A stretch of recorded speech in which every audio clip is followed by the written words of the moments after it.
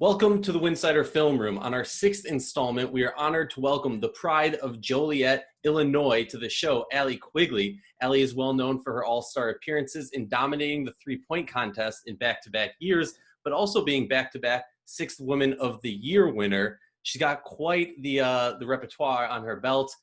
How's it going? How's the Wubble life? How are your housemates? What's it like in the Wubble? It's going good. We've just been, living the college life together, minus the drinking. But yeah, there's four of us in this little villa. We have game night, we play cards, we watch basketball nonstop, whether it's the WNBA or the NBA. We're making the best of it. It's been fun. How's That's that? awesome. How's that Florida heat? I was just down there, and oh my God, it's something different. Yeah, I was just talking to Courtney today. I'm like, there's never just a day where it's like, oh, it's cool today. Or it's like 10 degrees cooler. Like, it's just never. It's always hot, always sunny. When it rains, I actually get a little bit happy because I'm like, oh, it just feels just like refreshing when it rains, which it does a lot. Question, I've noticed during the games that the players look a little bit more sweaty. Is that the lighting is just not made for professional TV, or is it that it's hotter? Because in my mind, it's that Florida heat somehow seeping in the building. Yeah, it's humid everywhere, I swear. It's either super cold just because they crank up the AC like in the hotel sometimes, but it's always humid. So that's probably why. So I gotta ask, what's it like having your WNBA head coach also coach you overseas? And do you have kind of a running joke with Gabby Williams? Because I know she spent some time with the other half of the Wade family. Yeah, we keep it in the family over here, that's for sure. And Cheyenne was over there actually for a couple weeks in France on the same team too. So we're a tight knit group, and it's fun though being around James for 12 months out of the year, and we know each other very well now. Allie, talking about your career, I mean, you're in your 12th season in the WNBA, and you have, in my opinion, one of the greatest stories of your career and kind of how you've gotten to this point. Drafted 22nd overall, 2008, kind of bounced around, took a while to find your place. Your story is very, very well known at this point. All-star, three-point champion. I mean, can you kind of talk about just the evolution, like mentally for you, how your confidence has grown, how you have evolved into really the player that you are now, like mentally and from a confidence standpoint? It's definitely been a journey mentally. I still remember the days where I would just be so nervous when I would get in the games or even in practice. Like, I just felt like the nerves and the lack of confidence just like crippled any chance I had to do anything good on the court. So I think just that's just been a journey, and just going overseas and getting confidence and just never giving up on myself, even if there's days I felt like I didn't belong.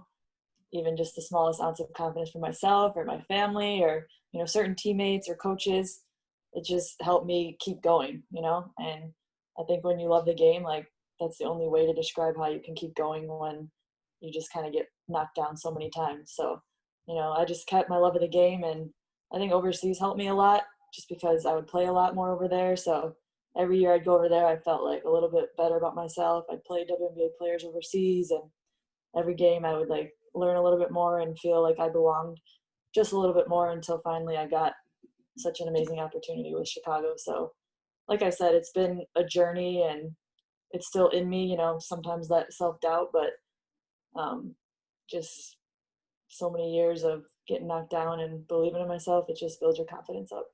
Not to knock you down, but I don't know if you know this, but you and Rachel actually played high school basketball against each other. And I'm not going to tell you who won, but it's not you. I know this story. I've heard it many times. I'm gonna have to tweet it like 2 times a year, literally every year. But no, it's like the one major victory I have in my life. Yeah, I'm 1-0. I would tell everyone that too. I'd be a WNBA player. Your sister. Shout out to your sister. We beat you both. That was like, oh my gosh. I had that win for the rest of my life. We suffered a lot of losses in high school. I do remember that. We weren't very good, but we tried. We tried our hardest. I couldn't have you on here without throwing some sort of shade at it. But anyway, it's my claim. All right, I'll take it. So we're going to jump into this film now. For those of you who are joining us for the first time, we're going to break down some of Allie's game. 3-point shots, different shot selection, different action. please take us through whatever you see the defense doing, you know, specifically maybe action that, you know, you guys are running, without giving out all your tricks, of course, but, you know, helping the viewer kind of understand, you know, what's going on. And as we jump into this, please bear with me because, you know, Aryeh made this video, so shout out to Aryeh, video skill. Yeah, Aryeh. Here. But yeah, we'll start off. We've got just kind of some 3-ball action. Okay. And obviously we couldn't not talk about it because you are the queen, in our opinion. So, you know, just as we're going through some of these plays, I'm curious here. It looks so simple. Everything you do looks so simple. And as we bring this back just a few seconds, this is something that's taught from an early age of just simply pushing off your defender. You know, just kind of talk us through this simple action and how you're able to get this shot off. Yeah, I think it's first, the biggest part is just catching the ball at a decent angle on the wing, not having it too high up. And then Cheyenne, when you know a player is used to going over on every single screen, just the angle of her body just being super high on the defender, it almost like forced her to go under, I think. Whereas if you know someone's always going to go under, you're going to change your screen and make it like a back screen. So I think that because her angle was so high, the player didn't feel like she could even go over, so she had to go under. And I think that's how I was able to get the 3 up. Now we jump onto this next one. Kind of a ball screen, down screen. You kind of seem like you refuse it. You guys run this a lot. Is this kind of an option play for you? You got to get to decide which way you want to run off these screens? Yeah, definitely. I think it's kind of a recent one we put in. I can either come off Cheyenne, coming up the gut, up the middle, or I can go off Z, who's the baseline screen. And I think the play before this, I came off Cheyenne and curled it for a shot. So I think the next possession, Courtney Williams is probably thinking, okay, she's not going to come off this pin down again. I'm not going to let her come off of it. But, you know, luckily James put a play in where I have options, so I can go either way. And I chose to go the other way. So. I mean, just simple ball screen action. And something about you that's so awesome is, I mean, your just ability to create space, and not just creating space, but your quick release. I mean, is that something you've always been able to do, is be able to create enough space for yourself along with that quick release? I think the quick release, like off of a catch and shoot, was always there. I used to, even in high school, we had plays where I'd be running off screens a lot, but I think off the dribble, creating space has been something I had to work on a lot in my professional career. It's still not something I do that much, but I was lucky to have Brianna Jones on me for a second. The post switched on me, so just I think they had a little bit of confusion with is she going to stay or is the guard going to get back through, and it was enough to just get the shot off. Where's your favorite place to shoot? Like is it a wing? Is it the wing? Is it the baseline? 'Cause, I mean, you get a lot of shots off from the baseline. I think the wings are my favorite. I would say if you're looking at the basket, the right wing, but James tells me my left wing is my most accurate spot. He always tells me that. I'm like, but I like the other wing better. But he's like, no, you're 60% on the left side. You're this on the right side. So I'd say either wing is my favorite. Is James big into the stats? Is he a stats guy? Yeah, definitely. I think he knows where all of our hot spots are in terms of, you know, where we make the most shots on the court. So he cracks all those numbers, and so when he draws up plays, he's like, I'm going to make sure I draw it up on the left wing for you. In my mind, I'm like, whatever, I can make it anywhere, but apparently I can't. Speaking of the wing, a little bit of a pin down action. I mean, that you make it look so easy, as we said, and as I kind of bring it back here, there's just constant action and decision making from you as to kind of which way you can go off. Got a couple like wing pin downs here, but I mean, what's the defender supposed to do there? They're basically, some people calling it caboose, some people call it, you know, running into screens, however it may be. Like just what are they supposed to do to defend this? Where was the breakdown? I feel like just that little bit of separation, and then sometimes chasing isn't always best because Gabby can take, you know, that one extra step to the right to just get me a little bit more separation. I think when defenders like change it up on me, like they pretend like they're gonna trail me and at the last second they go through, that kind of messes with me. But if you do the same thing, like, okay, I'm gonna chase her the whole time, then it's like really easy to predict because I'm just gonna keep curling. So That's a hard angle to defend when they have when I have two options and two different ways to go. But Do you big screens prefer don't to help. do you prefer to take your shot in motion? Because I'm seeing a lot of these shots, people talk about getting in motion, getting the ball. What's your preferred setup for your shot? Yeah, I think just a simple pin down like the one you saw before. I would say just being able to choose two different sides. I think sometimes when there's only one option, it's easier for them to defend, but always like a little bit of action before the pin down comes, because I feel like it just takes that 1 second for the defender to relax. So if they have to get through one screen and then another one, and then all of a sudden that's when the pin down comes, it's harder for them to guard. So I think multiple actions and then into the final shot. You know what I love about this play right here is just that extra pass. Like nobody would have faulted Steph if she took that three. And that's something you guys do so well, being able to share the basketball. I mean, and that's a very difficult shot, one dribble pull up from the 3-point line from you. So, I mean, what's the thought process on this one as you kind of watch this? Yeah, I mean, Steph is really good at seeing the floor and making that extra pass. Sometimes we want her to shoot a little bit more, actually. But I think with my momentum kind of shifting to the right, as I caught the ball, I kind of did a little jab to the right because that's where Jackie Young was going anyway. So just needed to jab a little bit and then come back the opposite way. And I think that was just the separation I needed. Little sideline out of bounds action on this one. Just some baseline kick. This is something that like players spend a lot of time working on, just being able to penetrate baseline and kick it out. And as you kind of drift over here to the corner and create that separation, I mean, you almost become automatic with that little shot fake one dribble pull up. How much do you work on that shot? Quite a bit. Almost every day I do my set shots, my off the move, and then a little bit of a shot fake. So it's something that I work on a lot. And I mean, I think the pass is more impressive because it's like she was going baseline and it's like her only option was me if I was open. So Steph set an awesome screen and luckily was able to knock it down. So this is a play designed to get you a shot in the corner, and it was executed. Definitely, yeah. We work on that play just for end of game situations. We don't really run it too much during games, but just kind of for last second shots. Okay. We'll get into some two ball action. You're so savvy, being a little bit undersized and smaller at times, you're able to score it in so many different ways. And just like you're kind of backing her down, like this little shot right here. How does this work? Like, how does this work for you? I think I was just trying to make a play, and right away I couldn't beat her. I usually can't beat someone like right away off my first step. When I was younger, maybe a little bit more, but not anymore. So I think that you just have to be a little bit more crafty. And I was kind of just searching for the pass, and I didn't see anybody there. So just kind of a little jab with the shoulder one way, and then being able to take her. I mean, I don't know how I did that, to be honest. I can't explain that one. Like, we're usually talking about her bullying people, and you were the one doing the bullying on that. I know, that's not normal. All right, little pin down here. Walk us through what's happening. There's that curl. I think we did, like what I was talking about before, like a little bit of action before the pin down. I think Courtney took a ball screen. Then maybe Cheyenne did like a fake ball screen and then another pin down. I think it's just about kind of pushing my defender a little bit with my body, like changing speeds.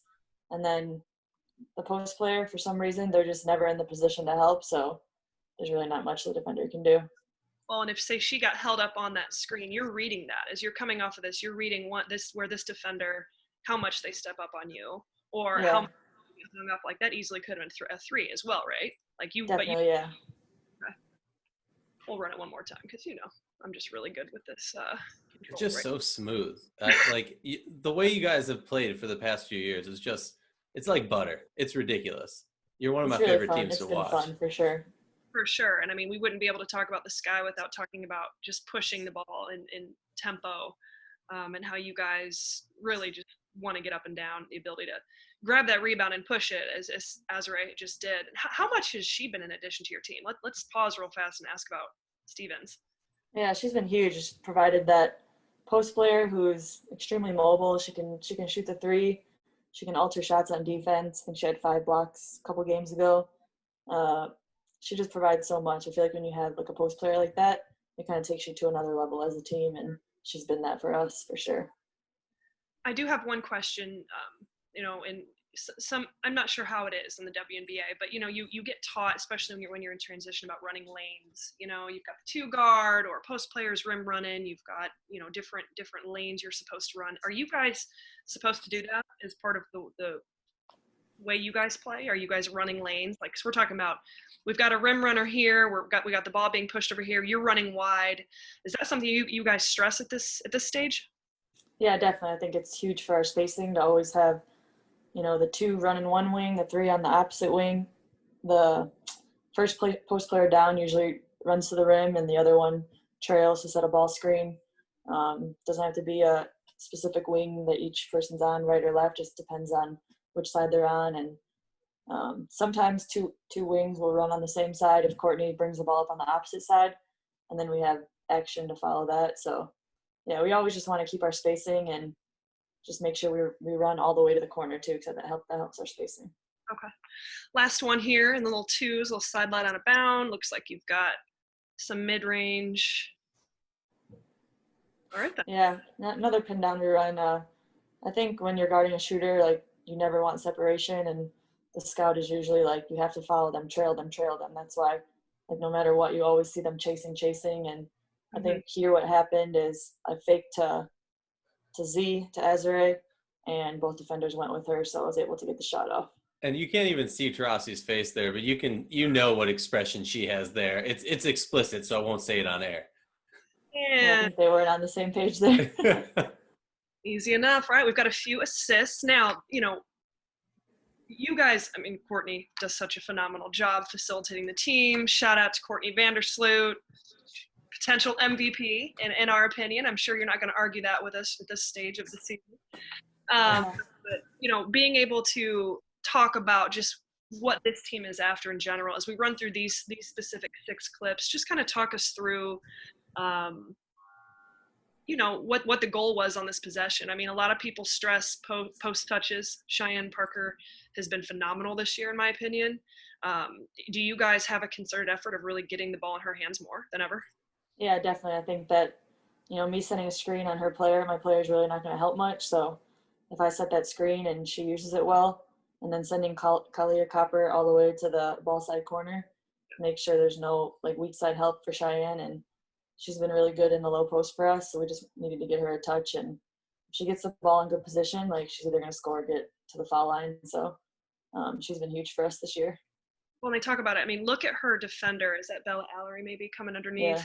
Mm-hmm. I mean, if Cheyenne's doing her job, which she does a great job with here, she's going to get 2 feet in the paint, which is always the goal for a post player. And so she really, she's done such a good job of, in my opinion, just creating contact and working well with it. But I mean, she allows herself to get pushed out a little bit there, but at that point, the way she's playing, that's 2 points. Yeah, definitely. This one. This one, like I said, just having Z be such a good shooter from the 3-point line, I think I was just kind of probing a little bit off the ball screen, seeing what was there. And it's just natural for post defenders to always just be kind of creeping inside. They don't really hug their defender, even if they're an amazing shooter.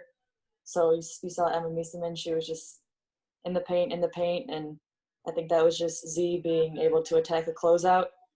And because she's such a good shooter, Emma had to sprint out to her, and she was able to get a layup on that. Yeah, this is one of the – what was this one? Okay.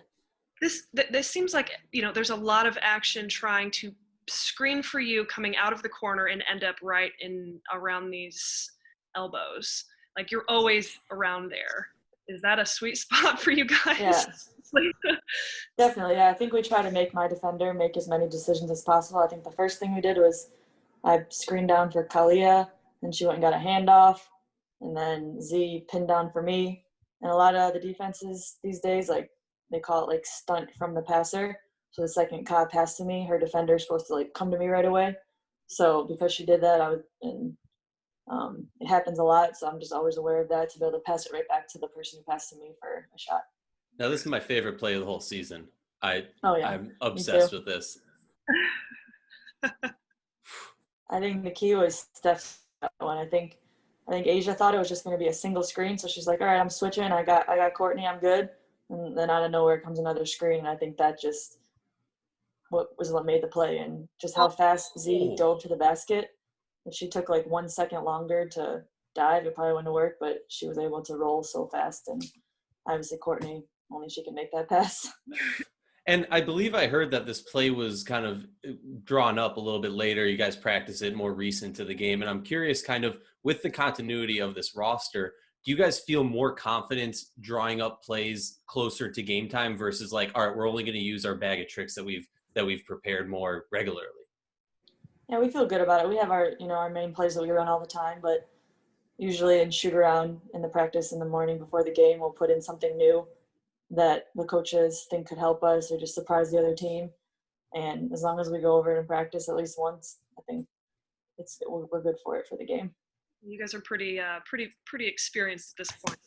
Hey, I just want to shout out to all the post players out there who have their coaches telling them to physically lay bodies on people. This is proof that when you screen, actually screen somebody, because it's those actual hard-hitting screens that created this play, and obviously an MVP point guard who can deliver an easy pass. But a couple more here.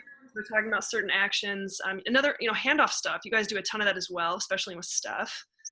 Walk us through this. We do a lot of guard-to-guard stuff too. Like you see Courtney was about to come screen me, but at the last second she slipped it, and that just like confuses guards. They don't know, like, should we switch, should we not switch? And then just like quick action like that, I think is really good for us, and it's hard to guard.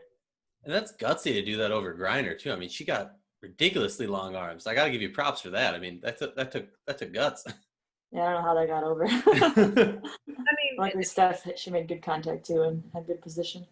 Tell me if I'm wrong, but like you guys run more action than any other team in the league. Am I wrong on that? It seems like I would say I feel like we move a lot in our offense. Yeah. I just think that's our strength. We don't have like, I don't know, like a superstar just like throw it to and go one-on-one. A lot of teams have that, but we need that movement. We need everyone to touch the ball for us to be successful. So it's just kind of something that we've decided to do as a team. We got one more, and then we got some rapid fire.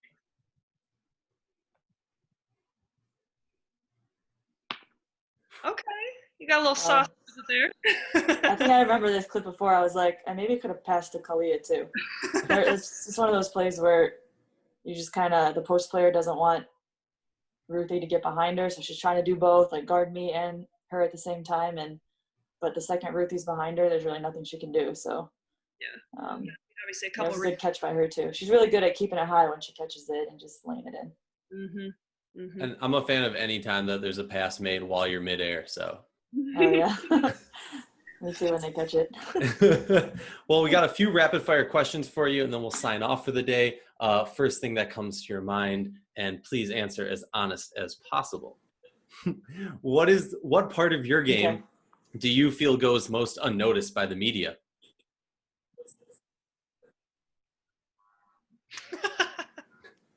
I know I can't do it like right away. No. You can take a second to think about it. Sometimes I have good blocks. Okay. What do you My arms believe? are kind of longer than people think. What's your wingspan? I don't know that, but I don't know. I just think they're kind of long. What do you believe is your biggest weakness of your game? Probably my defense, unfortunately. Who do you feel is the toughest team to scout in the league? To scout, I would say the young teams that have a bunch of, rookies and players you aren't familiar with. Maybe like Dallas and New York. When I say overseas, what comes to mind? Turkey. Okay. And what will it take for the Sky to win it all this year? It will take all of us being the best version of ourselves on a consistent basis. We all just got to be our best. And then a special one, what message do you have for fellow second-round draft picks? Ooh, I like that one. I got to add one more too after this. Yeah. I would say, like, don't give up. Your opportunity will come, and just be ready when it does. what is your diet like, and how do you stay so in shape in this point of your career? You're like the Energizer Bunny. How do you take care of yourself? Like what's your plan? It's so normal now, but when I think about it, I guess it's kind of a lot. I really like breakfast. I'm up in the morning trying to eat something healthy, whether it's like oatmeal or eggs. People think I'm weird, but I always try to have like a vegetable with every meal. So I'll have like broccoli. It's weird, but just like raw broccoli next to my eggs, or I'll put like, kale in my smoothie. I try not to eat too much like fast food. And then I'm always in the weight room. I'm not like lifting heavy weights, but I'm always like toning or like doing something like preventative injury wise, or ice bathing all the time. I don't drink really, so that helps. Yeah. Cool. Well, Allie, thank you so much for joining us and taking the time. I know you're busy in the Wubble, and stay cool. Hopefully the AC stays on, and best luck for the rest of the season. Thank you. I will. Thank you guys for having me. Have a great one. Appreciate it.